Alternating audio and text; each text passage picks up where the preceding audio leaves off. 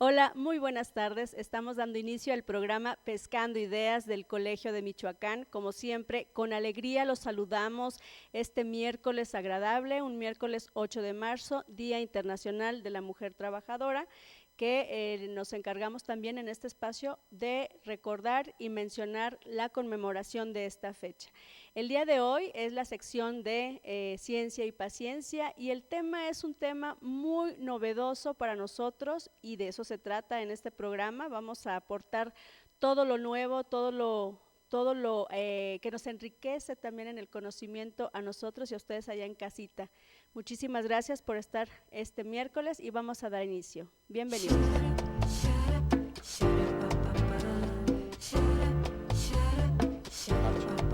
Como Archie, el de cómics con N. Te abrazo, te toco. Bueno, como les estaba platicando, el tema nos ofrece una expectativa muy interesante y voy a presentar a nuestro invitado que es esta tarde así de gala y él es el doctor Nemer Narchi.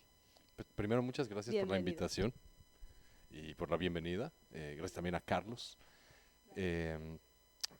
Pues bueno, no creo que tan de gala, el honrado soy yo.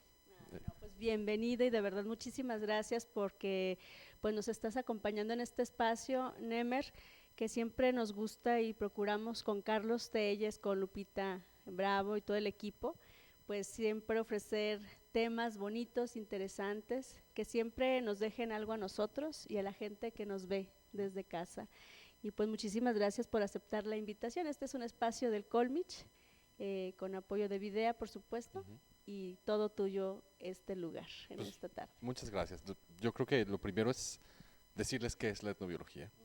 Y es la ciencia más bonita de todas y eso lo resume todo y ya acabamos. No, en realidad, la etnobiología yo sí considero que es la ciencia más bonita de todas, pero es una manera elegante, una manera académica de decirle a los estudios que tratan de la relación del ser humano con la naturaleza en toda su extensión. Y creo que todos somos etnobiólogos. Entonces, desde el remedio de la abuelita de las plantas medicinales, hasta la manera en que se rotan los cultivos y se escogen y preservan las semillas, todos en algún momento, todos los humanos del planeta hacemos etnobiología, algunos con mucho más experiencia o con mucho más énfasis en su vida diaria que otros.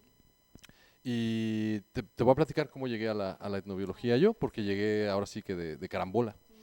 Yo soy oceanólogo de formación, como toda buena persona del Distrito Federal añoraba con ver el mar y entonces cuando tuve oportunidad de irme a la licenciatura me fui a Baja California y me dediqué a la oceanografía química. Y dentro de la oceanografía química está el área de farmacia marina. El área de farmacia marina pues básicamente es ver qué organismos hay en el mar y cuáles de estos pueden darnos un fármaco que tenga utilización veterinaria o humana. Y yo intentaba en ese momento salvar al mundo, descubriendo una cura para todos los cánceres que había. Obviamente eso no pasó, pero en el Inter estaba leyendo un libro, de estos libros muy populares de antropología de Carlos Castañeda, Las enseñanzas de Don Juan, y una señora que es mamá de todos los oceanólogos, que tiene una tortería, y es lo primero que hubo en la facultad, que estuvo aislada de la ciudad mucho tiempo, por 6 o 7 kilómetros, que no había nada. Entonces esta señora, doña Teresa Muñoz, me dijo un día que me vio ahí sentado en las jardineras leyendo, Nemer, porque mi tema de tesis era súper aburrido, ¿no? Era caracterización toxicológica de los extractos del espolón venenoso del pez escorpión, Scorpena gutata. Algo que ni mi mamá iba a leer, de por sí no leyó la otra, entonces pues no iba a leer esta. Y me dijo, doña Tere, Nemer, a ti te gustan mucho las culturas originarias y también te gusta la química. ¿No has pensado que puede haber una farmacia marina en los grupos originarios, perdón, de México? Y entonces en ese momento pues, me cambió la vida, ¿no? Yo me veía como una mezcla de Jacques Cousteau e Indiana Jones. Claro, eso no pasó, me volví mucho más aburrido. Pero en ese momento empecé a buscar qué grupos podían tener medicina marina. Obviamente empecé con los grupos costeros baja californianos, la mayoría de ellos solo conserva una tradición oral, apenas algunos recuentos de cómo se utilizaban los recursos costeros, porque en los tiempos misionales fueron expulsados hacia las sierras. Y el grupo más cercano que un estudiante de licenciatura podía financiar una expedición hacia allá, ¿no? Mediante rifas y otra serie de cosas que hice, gracias a muchos y muy buenos amigos de la facultad, fue el grupo SERI de las costas de Sonora, ¿no? Los poseedores de la isla Tiburón, poseedores de un bagaje de conocimiento costero grandísimo, grandes clasificadores taxonómicos de la tortuga. Cuando nosotros vemos 7 especies, ellos ven muchas más, y entonces decidí ir con los SERIs. Y después de un mes que tuve de estancia, de noviembre a diciembre del año 99, para amanecer el 2000 con el nuevo milenio, regresé a la facultad, hice todas las pruebas que iba a hacer con estos extractos del muy aburrido pez escorpión Scorpena gutata, y una vez entregada mi tesis, decidí que era mucho más bonito andar hablando con las personas y ver qué es lo que utilizan, para qué lo utilizan y cómo lo conceptualizan, que andar haciendo pruebas en el laboratorio matando células o camaroncitos, ¿no? Unos camarones chiquitos, las artemias salinas.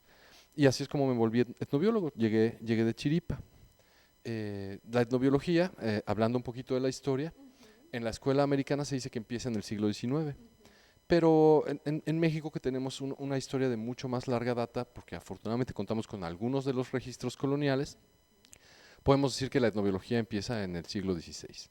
Y uno de los libros más conocidos de etnobiología, que es un listado, es el Códice de la Cruz Badiano, hecho por Martín de la Cruz y Juan Badiano, un tlacuilo Xochimilca, y el otro no recuerdo en realidad, que catalogaron una serie de plantas mesoamericanas y también arábigo-europeas, e hicieron los usos a manera de códice para de alguna manera demostrar que existía un conocimiento en Mesoamérica, y que, como se pensaba en la usanza de esos tiempos, no sé si sea el término correcto, para demostrar que los indios no eran brutos. Pues hoy sabemos que ni son indios ni son brutos, ¿no?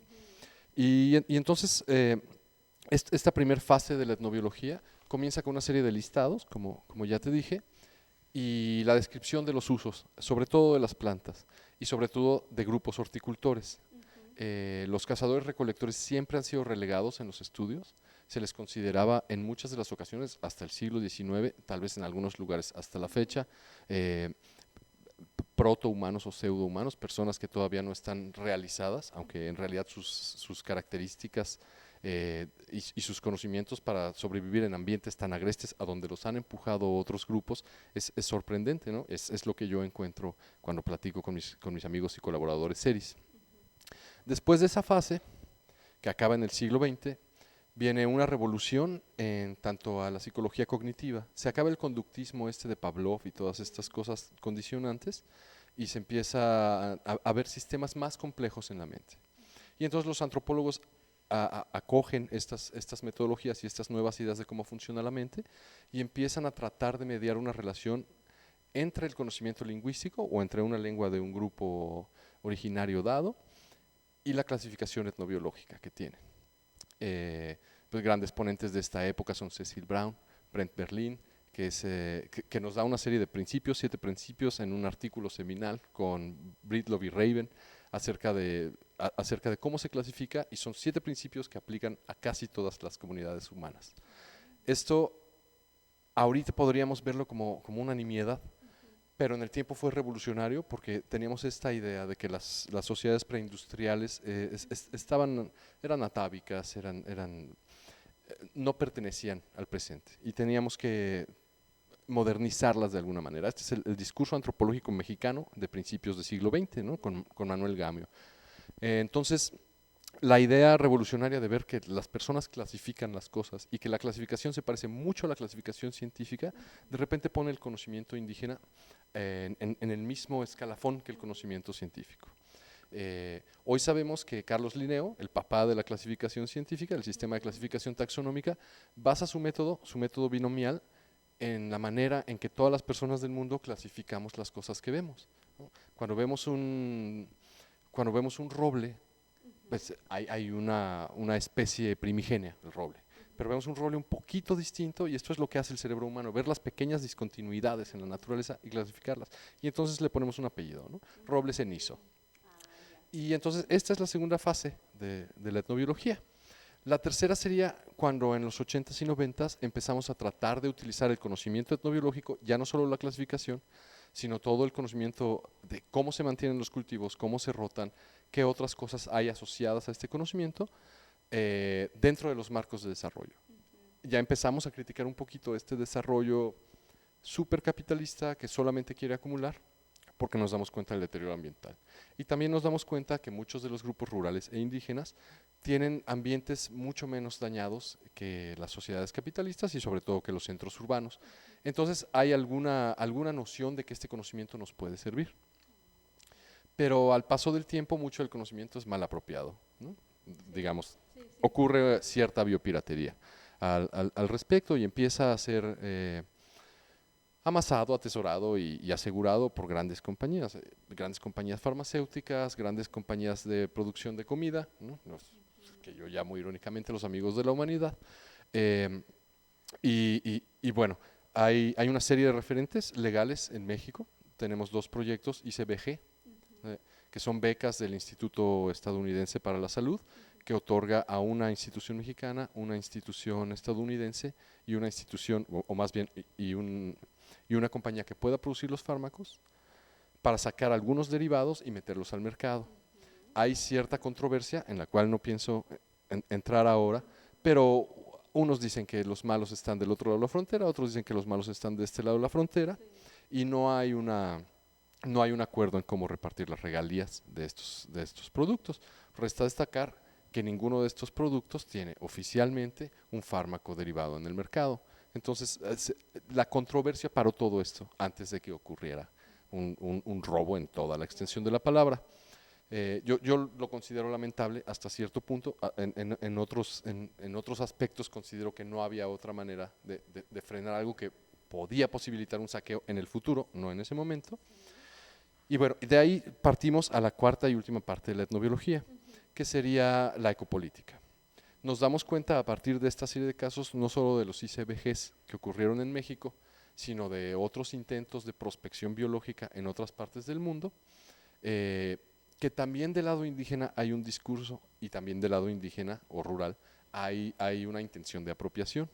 Y entonces la ecopolítica lo que hace es criticar a todas las partes y analizar los discursos para ver qué tanto se está erigiendo una falsa imagen de lo que es y no es, ¿no? Que va desde pelear por la propiedad intelectual de un fármaco o de una molécula, hasta cuestiones como legitimizar el turismo psicotrópico que dan algunas drogas, ¿no? Como la ayahuasca, que ahora es muy utilizada en Perú, y se ofertan tours, y también hay algo parecido con los seris y un sapo que nunca han utilizado, pero alguien les achacó el uso de este sapo. El sapo produce una sustancia, el DMT, más bien se desdobla en DMT cuando se quema, pero si vemos las temperaturas a las que tiene que llegar esta sustancia para transformarse en DMT, que es el mismo activo que la ayahuasca, sería ilógico pensar que una sociedad preindustrial con las características seminomádicas que tienen los seres y la tecnología que ellos tienen pudiera desarrollar tales cantidades de fuego y tales temperaturas como para transformarlo. Entonces, esto es lo que hace la última parte, la ecopolítica, que viene acompañada de otra serie de estudios, los estudios procesales, en donde empezamos a seguir este conocimiento. Sabemos que es importante, que tiene la capacidad de generar riqueza para los actores involucrados y también de preservar medios.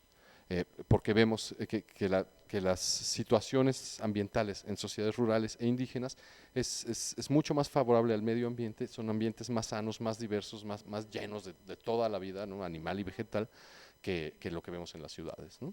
Y ni se diga pasearse por el río Lerma tantito. Pero bueno, entonces esta serie de estudios procesales trata de seguir el conocimiento, quién lo tiene, cómo se transmite en la comunidad, quiénes son dignos de recibirlo y quiénes no son dignos. Esto varía de sociedad en sociedad, estoy dándote lineamientos generales. Hay sociedades muy abiertas con respecto a su conocimiento y hay otras que no tanto. Y entonces esta es la fase en la que estamos, en analizar los discursos y en ver cómo se conserva este conocimiento y también para qué nos sirve, pero más importante, para qué sirve a las comunidades rurales e indígenas. Pues excelente exposición, la verdad está muy interesante, es algo muy bien explicado lo que nos has presentado. Vamos a un corte, no nos vamos a tardar nada, espérenos, ahorita estamos de vuelta.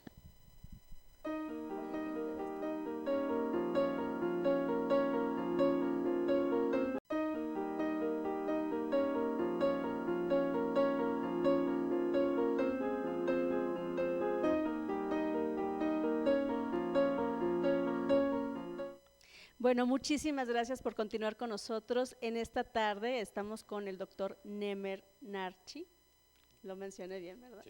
Sí. Y nos está hablando de un tema muy interesante que es el de etnobiología. Antes de continuar con nuestro invitado, les estamos recordando que en el programa Pescando Ideas les estaremos obsequiando un libro de producción del colegio, del propio colegio, y también de sus investigadores, por supuesto. En esta tarde vamos a obsequiar este libro que es Un pedacito de Dios en casa, es de Nayeli Beatriz Juárez Wetz. Entonces, para que llamen al 52 5 44 48 o nos pueden enviar un WhatsApp al 352 129 72 90. También nos pueden llamar para comentar, para preguntar, cualquier cosa, no sé, alguna duda, alguna curiosidad que tengan. Aquí nuestro invitado está con toda la disposición de, por supuesto, atender estas preguntas, y también vamos a darnos unos minutitos para agradecer a los patrocinadores que están apoyando la producción del programa, y es Agencia Ford La Piedad, Cinépolis La Piedad, Arturos Ferretería, Tortillería La Jalisciense, Zapas La Piedad, Univa, Purifresca, Autos Seminuevos Javi. Y aquí aprovechamos para comentarles que en Cinépolis está ya por hacerse la premier de La Bella y la Bestia el próximo 17 de marzo del presente año, así que vayan adquiriendo sus boletos y asistan a la premier de La Bella y la Bestia. Nemer, pues gracias, estamos muy contentos con toda esta explicación. Ya nos han llamado para comentar acerca del programa y te comparto, bueno, pues que el público, algunos que nos ven, están comentando que tu charla es muy clara y pues estamos muy contentos de que estés aquí. No, pues qué bueno. ¿Sí? Muchas gracias por sus comentarios. Sí, hay que hacerlos llegar porque claro, es valioso saber. Claro, aprovechando tal vez por la naturaleza y la localidad de la audiencia, en 2018 el Congreso Nacional de Etnobiología, que muchas de las veces incluye, o Congreso Mexicano, que es el nombre oficial, muchas veces incluye ponencias de otros países, sobre todo Latinoamérica, se va a celebrar en Morelia. Todavía no tenemos muy claras las fechas, pero será en la víspera del verano. Entonces, es un foro abierto, es un foro súper rico, ¿no? Vienen no solamente académicos, también representantes de organizaciones rurales, de organizaciones productivas, grupos étnicos que nunca faltan.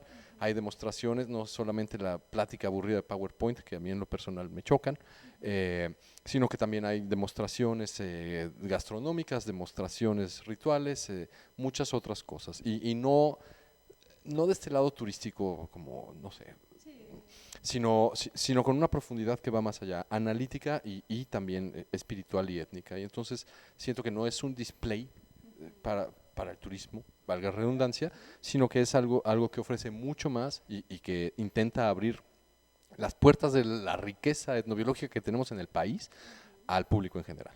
Entonces esta invitación y este anuncio que nos haces pues se hace extensivo. Sé que hay biólogos que nos están viendo porque se mostraron interesados en el tema de hoy, y bueno, pues a todos aquellos que tengan el interés de asistir, pues ya el próximo año, pues ya casi se nos va rápido, los meses se van rápido y pues hay que hacerlo. Vamos a retomar entonces el tema que nos estabas compartiendo y explicando, Nemer. Claro que sí, pues partimos de la idea de que estudiamos la relación entre seres humanos y naturaleza. Y aunque hay cierto relativismo, cada cultura entiende de manera distinta qué es y para qué sirve la naturaleza. También hay estas universalidades que te digo que es el gran logro de la etnobiología de los 60s y 70s, encaminada en mucho por antropólogos que siguen estas tendencias de la psicología cognitiva. Yo creo que valdría la pena, ya aprovechando que hicimos este anuncio del Congreso y de la riqueza, hablar de qué tan importante es o si existe una etnobiología en México. Un país que tiene 63 grupos étnicos originarios, más los grupos afrodescendientes, más otras minorías étnicas que no son propiamente México, pero que se han establecido en México y han hecho o han desarrollado una gran gama de lo que es su cultura, sobre todo culturas culinarias, ¿no? Se me ocurre la comida china de Mexicali, se me ocurre la comida árabe de Puebla y el Distrito Federal, y así sucesivamente. Entonces, todo esto, la comida, la medicina, sé que te lo dije fuera de cámaras, pero no me acuerdo si te lo dije dentro de cámaras, la comida, la medicina, la manera en que administramos nuestros cultivos, parcelas, milpas, chinampas, todo esto es etnobiología. Y yo creo que para la diversidad que hay en México, estos 63 grupos, divididos en grupos lingüísticos aún más grandes, 300, en todos los biomas que hay en este país, que es un país megadiverso, entonces que nos ofrece todo un universo de vida animal y vegetal, con el cual han interaccionado estas culturas desde hace por lo menos 13,000 años. Entonces lo que hay que hacer es hacer más etnobiólogos, porque no nos damos abasto, no somos suficientes y muchas de las veces estamos tan desconectados, en muchas partes hay muchos muy conectados y hay comunidades académicas muy dinámicas, pero en otros casos, como en la etnobiología costera, a veces nos sentimos solos, ¿no? ¿Qué es lo que me pasa a mí? Pero la diversidad, si te gusta la montaña, puedes ir con algún grupo que viva en la montaña. Si te gusta la costa, puedes ir con algo de la costa. Si te gusta el desierto chihuahuense, que es uno de los desiertos más biodiversos del mundo, puedes ir al desierto a aprender de las personas que allí viven. En Oaxaca, por ejemplo, hay. Bueno, Oaxaca ni se diga, ¿no? Hay gran trabajo en Oaxaca desde hace mucho. Roy Guasón, que es el primer etnomicólogo registrado de la historia, si no me está fallando la memoria, trabajó con María Sabina, que es un ícono de la etnobiología y también de la contracultura. Trabajó con ella en Oaxaca, en Huautla de Jiménez, y bueno, de ahí para el Real, ¿no? Tengo grandes colegas que trabajan ahí todavía. Marco Antonio Dávila, me fascina todo su trabajo, está muy apegado a lo que hacen en cuanto a la relación con las aves a últimas fechas, y bueno, Oaxaca tiene tantos municipios como investigadores podría haber en estos temas, ¿no? Y temas dentro de estos municipios, pues muchos más, ¿no? Si pensamos en algo que siempre nos toca en los medios, que es el maíz y nuestra dependencia de otros países para importar maíz, y nos pensamos como centro de origen, y pensamos que todas nuestras variedades criollas se están perdiendo por los procesos productivos, por los procesos de comercialización y marketización. Vemos qué tan importante es para un país que está hecho, y gente que está hecha del maíz, tener mucha más investigación etnobiológica, ¿no? Y ahora vamos a hablar de las costas, que es lo más bonito que hay en el mundo. Nuestras costas, 11,000 kilómetros, en las cuales hay por lo menos 11,500 comunidades de menos de 15,000 personas. No tienen suficientes oceanólogos o biólogos marinos, mucho menos antropólogos con esta vertiente etnobiológica. Pero nuestro mar y todos los grupos que ahí habitan, los grupos humanos, es decir, tienen una serie de interacciones que son fascinantes. Entonces, por ejemplo, con los seris con quienes he trabajado desde el 2000, antes se pensaba que tenían una farmacia terrestre muy vasta, y la tienen, ¿no? Más de 300 especies que clasifican y utilizan de determinadas maneras, casi 100 medicamentos, pero había muy pocos registros acerca de las medicinas marinas. Y entonces, pues esto era lo que yo quería hacer y lo seguí haciendo desde la licenciatura hasta el doctorado. Y entonces el conocimiento que se tiene del mar, no solo en esta comunidad, puedes pensar en cualquiera que esté en la costa, es tan vasto que no solamente hay medicamentos. Hay un artículo muy famoso de los 70s de Richard Felger, uno de los etnobotánicos más grandes que ha tenido el desierto sonorense y además una persona súper generosa con su conocimiento. Uno de sus papeles habla de cómo los seris sabían que las tortugas marinas hibernan dentro del agua, a pesar de ser reptiles, por más de un mes, y la gente no les creía, ¿no? Y entonces, con base en colaborar con las personas de la comunidad, compartir el conocimiento y hacer las observaciones de campo, es que se dan cuenta que sí, existe esta conducta, estaba referida en el conocimiento tradicional costero de los seris, pero no estaba reportada para la ciencia.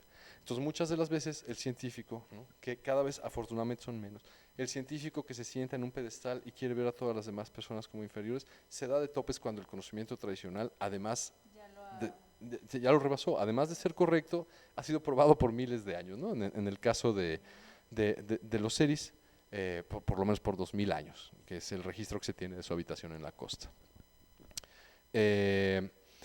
Bueno, y hay mucho más, ¿no? Se me ocurren, últimamente he estado trabajando con amigos en Puerto San Carlos, en el Pacífico mexicano, en Baja California Sur, y una de las cosas que queríamos saber primero era, a partir de una moratoria pesquera que vino casi sin aviso, cómo es que sobrevivía la gente en estos tiempos cuando su mayor ingreso no era percibido. Porque dejaron de pescar los 4 meses más importantes para la pesca este año que acaba de pasar. Pero después de eso nos dimos cuenta de algo que era como mucho más grave, que es la gran insuficiencia alimentaria o inseguridad alimentaria que viven gran parte de las comunidades costeras, sobre todo en el noroeste del país, que es más árido, en donde no se puede tener agricultura de traspatio, en donde muchas de las mercancías, porque ya no son comidas, muchas de las mercancías comestibles son procesadas, son enlatadas, son empacadas, y además en donde hay esta idea de que lo más procesado es lo más puro, cuando no es cierto, ¿no? Lo más procesado tiene muchas veces sustitutos que son más baratos para la empresa y que a fin de cuentas es un negocio, pero bueno, luego hablamos de ecología política si quieres.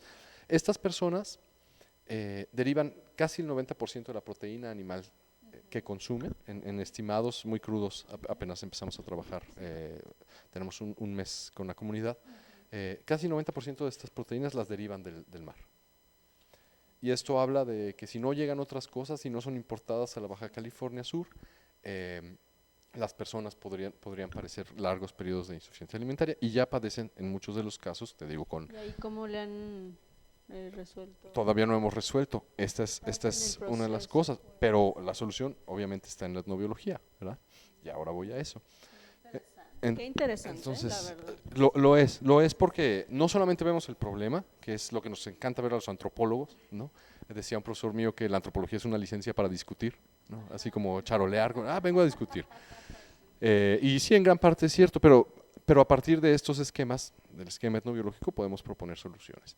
Y una de las soluciones la descubrió una colaboradora y colega, entrañable amiga también, Michelín Cariño, profesora de la Universidad Autónoma de Baja California Sur, que ha trabajado por mucho tiempo con Oasis, que es nosotros pensamos en el oasis como una cosa que está ahí en el desierto y que tiene agua, pero en realidad es un paisaje gestado por el ser humano para administrar el agua, la poca agua que hay en el desierto, y agrandar las posibilidades de reproducción cultural dentro del desierto. Entonces, los oasis que hay nacen de estos arroyos estacionales, nacen de algunos ojos de agua, pero son administrados y gestados y se van llevando en una arquitectura de paisaje muy, muy clara, que se importa con los misioneros, que tiene una lógica morisca, ¿no?, que se importa antes a España y que viene desde la península arábiga, siguiendo toda esta serie de conquistas de los pueblos del norte de África. Y bueno, hasta los 40, la Baja California Sur, con estos esquemas de producción y un poco de agricultura industrial, era capaz de alimentar a la Baja California Sur, a Baja California, y algunos excedentes se mandaban todavía a California, Estados Unidos. Ahora, la mayor parte de la agricultura que tenemos es agricultura de exportación. Yo digo que estamos regalando nuestra agua en forma de tomates, ¿no?, en un lugar donde casi no hay agua. Entonces son estos famosos acres fantasma, ¿no?, en donde el tomate no refleja en realidad el costo ambiental que tiene en otro lugar. Pero el punto es que uniendo los ecosistemas costeros y terrestres, ¿no?, del centro de la península, bien podríamos hacer una nueva estrategia que dé alimento a las personas de la costa y de la parte media. Eso sonó como el Señor de los Anillos, pero no, las personas que viven lejos de la costa en la Baja California Sur, y que además no sea antisistema, sino que los excedentes también se puedan vender y la gente tenga derecho a un ingreso digno, ¿no?, sin dejar, sin sacrificar la nutrición, que ahora con los estudios preliminares parece que están sacrificando, ¿no? Entonces, si ves la invulnerabilidad que tienen los migrantes, sobre todo de Oaxaca, ¿no? A los que mal les dicen oaxaca californianos, en el Valle de San Quintín, y que están en condiciones casi, bueno, y aquí en Jalisco también, ¿no? En condiciones de esclavitud o semiesclavitud, alguna cosa se podría hacer para utilizar mejor los medios ambientes, que de todas maneras haya una agricultura industrial, pero que las personas tengan que comer, utilizando lo que ya sabemos que existe y que sabemos cómo se usa, pero que no se usa porque no tiene un valor comercial. Y también las cosas que tienen valor comercial, pero se pueden producir de otra manera, ¿no? Saliendo un poquito de la lógica central del capital. Sí, sí, es cierto. Y ahí vamos a ir, ¿qué crees? Nos mandan otro corte, ni modo, vamos a irnos a un corte rapidísimo, estamos nuevamente con ustedes.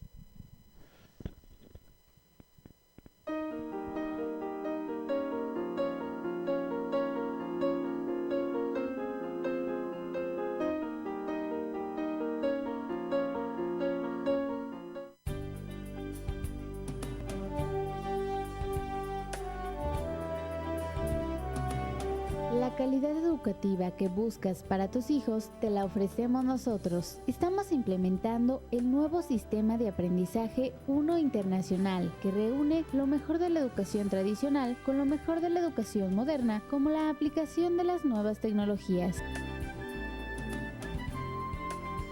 El Colegio Juana Díaz Baje se resume en adecuados espacios para el aprendizaje, adecuados espacios para recreación y deporte, profesores certificados, formación académica, espiritual y personal. Todo esto respaldado por 80 años de experiencia. Visita el Colegio Juana Díaz Baje La Piedad, la excelencia educativa que tus hijos necesitan.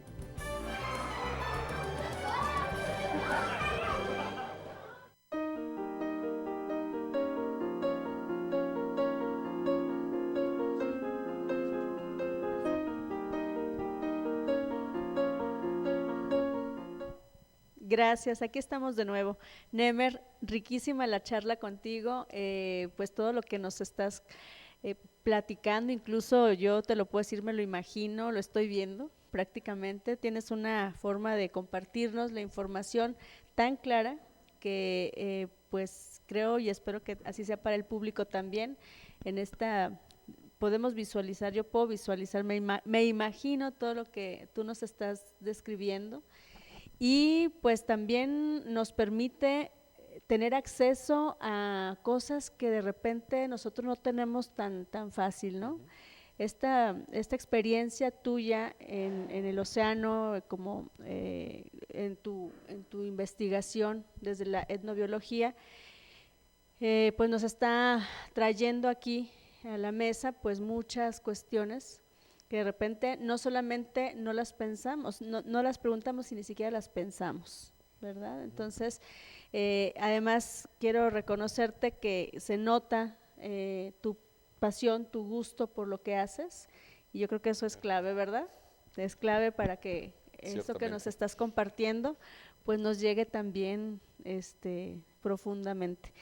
¿Y qué más? Síguenos platicando, Nemer, pues, aquí hablando el de lo programa que, es tuyo, ya te lo dije. Gracias, muchas gracias. Y pues gracias por no sé, por el elogio a la pasión, ¿no? Se nota y hay que es algo que tengo que hacer con gusto porque no solamente me da de comer, sino que le veo posibilidades de otras cosas, ¿no? No todas las cosas que pasan en el mundo me gustan, pero aquí veo que hay muchas posibilidades para cambiar eso que no me gusta. Hablando de las cosas que no vemos o que nos parecen muy lejanas, ahí es donde creo que me dio una maldición haber nacido en un país tan rico, ¿no? Tenemos un país súper vasto, pero siempre querimos lo que es importado, lo que tiene marca, lo que viene en mayoreos y nunca nos damos cuenta de las cosas que tenemos, ¿no? Y uno de los ejemplos más claros, ¿no? Me voy a ver como el chilango clásico que siempre habla de Xochimilco, pero es de donde voy a hablar. El DF tiene una insuficiencia alimentaria grandísima. Cerca del 50% de las personas que viven en el DF no pueden pagar ni siquiera la canasta básica. Y esto en gran medida por el número de personas que hay y el número de personas que se siguen llevando con distintos motivos, desde el acarreo político hasta trabajos que no son bien remunerados y que nadie más va a hacer más que personas de las que se aprovechan por su condición. Pero también porque mucha de la comida que hay en el Distrito Federal se tiene que importar de otros estados colindantes, Puebla, Morelos, etcétera. No obstante, estamos hablando del lugar en donde por mucho tiempo estuvo la ciudad más grande del mundo en su momento, ¿no? Podemos leer las crónicas y cuando pasa Cortés por el Paso de Cortés entre el Popo y el Ixtla, que era maravillado de lo que ve, ciudades flotantes, ¿no? En medio de un lago, con un sistema hidrológico que no se comparaba a nada, mientras que en Europa todavía gritaban aguas y los desperdicios iban por la ventana. Aquí había un sistema de drenajes bien pensado, un sistema de purificación y separación de agua salobre y agua dulce, muchas cosas que eran un avance, ¿no?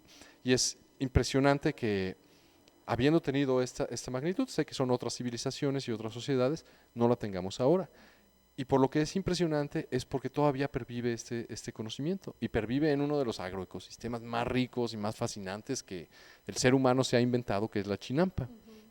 Las chinampas, que son mal definidas como islas, jardines isla, en realidad son una obra de ingeniería que es una genialidad, porque para darle de comer a la ciudad, que en su tiempo fue la más grande del mundo en ese tiempo, se necesitaba una agricultura con sistema de riego, pero no existían las tecnologías para llevar un sistema de riego.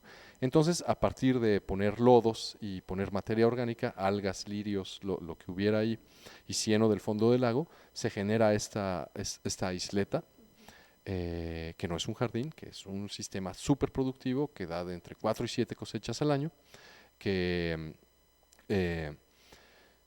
tiene una productividad. Si en un surco se dan 4 lechugas por metro cuadrado, aquí se dan de 6 a 9, ¿no? Y con 7 cosechas al año. Y que además se riega solita, o no se riega, más bien absorbe, ¿no? Entonces se hace de tal manera que toda o casi toda la chinampa tiene la misma cantidad de humedad. Y esto le dio de comer al Distrito Federal, ahora CDMX o como se diga, hasta los 50, en donde con las lógicas de entubar todo y de renunciar a la vocación lacustre de la ciudad, preferimos empezar a importar todos estos alimentos, aunque todavía había muchos ejidos alrededor que ahora albergan centros comerciales y nada más se siembra cemento. Todavía ayudaban a la suficiencia alimentaria de la ciudad, pero ya no más. Sin embargo, todavía tenemos esta zona. Muchos de los chinamperos de la generación más grande todavía están vivos y todavía tienen el vigor de seguir con la chinampería. Muchos jóvenes también. Hay un joven en San Gregorio Tlapulco, productor de lechugas, que produce cantidad, que tiene menos de, ahorita debe tener como 37 años, y que sabe el teje y maneje de este agroecosistema tan rico, ¿no? Que además no solamente produce vegetales, también con la formación de estas islas atrae fauna. En algún momento los paleoindios del Valle de México se comieron toda la megafauna que había, entonces acabaron con el venado y acabaron con otras presas grandes. Y no quedó otra que empezar a hacer agricultura a ver si de chiripa pegaba, ¿no? Un poco forzados a inventar la agricultura en esta parte del mundo. Pero las isletas empiezan a traer otro tipo de proteína animal, y entonces esta proteína se incorpora a las dietas mesoamericanas del Valle de México. Y entonces ahí hay un potencial para alimentar a las personas, para llenar las áreas verdes de la Ciudad de México, que buena falta les hace, para contener el avance de la mancha urbana, y también para hacer suficiente en tanto recursos hídricos a la Ciudad de México, que consume 80% de sus aguas, vienen del sur de la ciudad, de la Sierra Jusco-Chichinautzin y los manantiales de Xochimilco. Entonces ahí es donde la etnobiología tiene otra vez manera de incidir en una población que está muy golpeada, en un número grandísimo de personas, y hace falta que los gobiernos se den cuenta de estos potenciales para que se regulen los asentamientos ilegales, los drenajes clandestinos y todo lo que conlleva este lugar, que es un sitio patrimonio mundial y parece que nada más se utiliza para que los muchachos se bañen de pinta y se pongan borrachos sin tener la edad suficiente, ¿no? Claro, no, está muy bien. Qué rápido se nos fue el tiempo. Muchísimo, ¿Qué crees que muy ya rápido. se terminó el programa? Entonces, pues bueno, aquí va a quedarse. Vamos después a ver si hubo la llamada o las llamadas para que vengan a recoger el libro. El de la semana pasada también lo pueden venir a recoger aquí con nuestra compañera Claudia. Pues muchísimas gracias a todos. Saludos para los municipios que también nos ven, Penjamillo, Yurecuaro, Tanuato, Ecuandureo, y bueno, todos los que también nos miran por internet a través de la página de Videa, y que también recordemos que tenemos una página donde está el radio, la estación de radio de aquí de Videa Plataforma. Nos vemos el próximo miércoles. Nemer, ¿algún mensaje, algo para cerrar? Solamente recalcar que desde la costa hasta la meseta, en Michoacán hay un chorro que hacer en estos temas. Es un estado súper rico. Yo no sé, estoy fascinado, tengo 2 años viviendo aquí, quiero quedarme muchos más. Hay muchísimo que hacer. A lo mejor las condiciones de seguridad no siempre son las que queremos, pero pues si los jóvenes nos están viendo, hay muchos otros roles con los que pueden satisfacerse y llenar una posición importante en la sociedad y darle a esta sociedad tan rica, ¿no? Lo dijiste muy bien, los jóvenes son de verdad, tienen mucho potencial y muchas oportunidades también si las sabemos ver. Muchas gracias, nos vemos el próximo miércoles. Hasta entonces.